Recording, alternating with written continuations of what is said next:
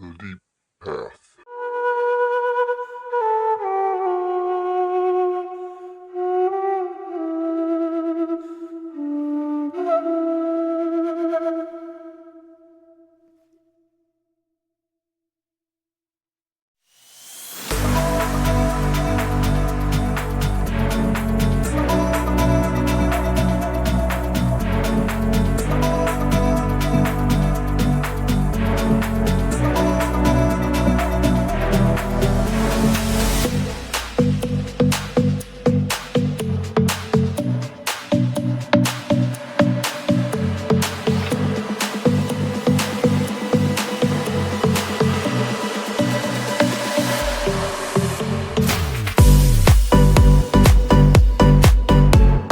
The first fairies.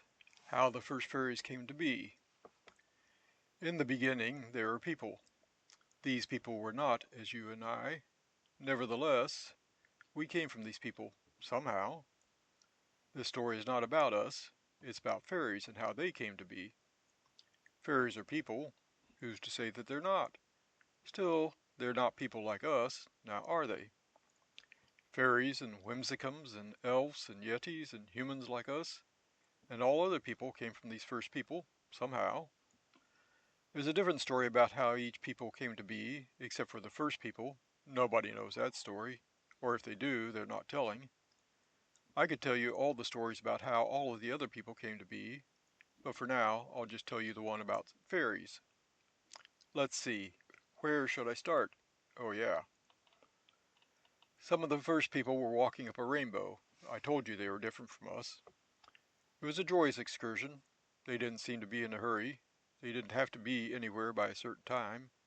Still, they made steady progress up that arch. Things were going splendid. This group of first people was about 2/3 of the way to the top of the rainbow when all of a sudden the rainbow became less solid. Rainbows tend to do that, you know. However, the first people didn't know that yet. Nobody had ever climbed a rainbow before. Since the rainbow was not quite as solid, these people started sliding through it. These people could have stopped sliding if they had wanted to, yet they didn't. They wanted to experience this new sensation of sliding through a rainbow. It wasn't long before these people had slid all the way through the rainbow, for rainbows are not that thick to start with. And when rainbows are less liquid, they're even thinner. Not that this rainbow was less liquid, I'm just pointing that out.